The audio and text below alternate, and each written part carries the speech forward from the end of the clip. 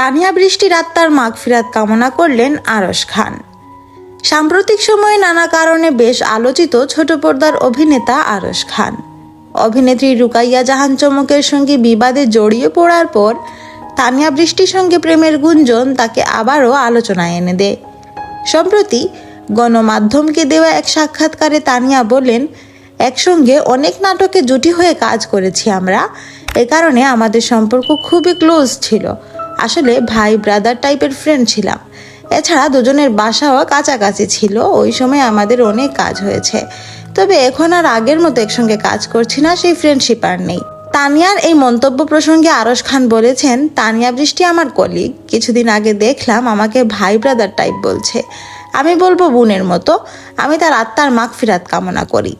এদিকে আরশ খানের মা ছেলের বিয়ের কথা ভাবছেন। মায়ের পছন্দেই বিয়ে করতে চান এই অভিনেতা।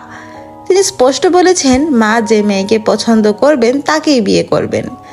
দেশের বন্যা পরিস্থিতির অবনতি হলে আরশ বন্যার্তদের সাহায্য করতে নিজেই আক্রান্ত মানুষের পাশে গিয়ে দাঁড়িয়েছিলেন।